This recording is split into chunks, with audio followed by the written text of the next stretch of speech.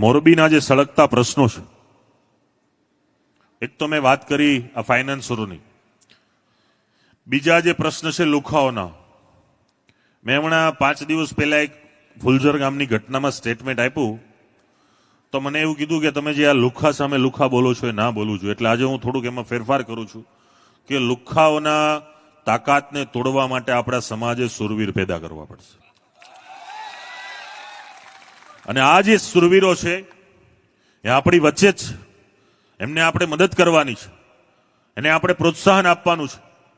આપણે કોઈના ઘરેથી લઈ લેવું, કોઈનું ખૂંચી લેવું, કોઈના પૈસા લઈ લેવા, કોઈ બળજબરીથી કોઈની જમીન પડાઈ લેવી, કોઈના પ્લોટ ઉપર કબજા મારવા એ આપણી પ્રવૃત્તિ નથી.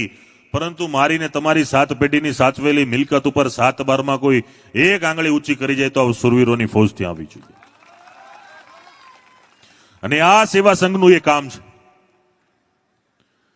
કેમ કે આજે જમીન જાયદાદ કોઈ પણ સમાજ પાસે હોય, દરેકને વાલી હોય.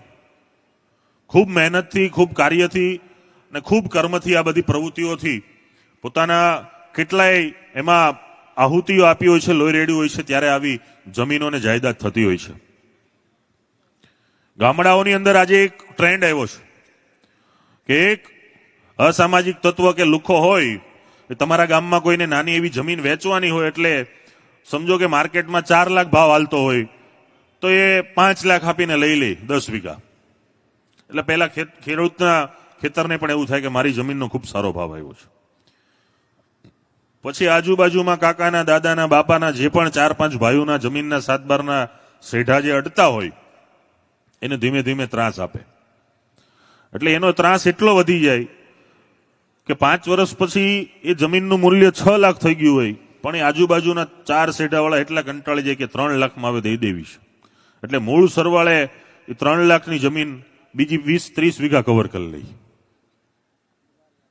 આવા તત્વોની સામે આપણે ઊભું થવાનું છે.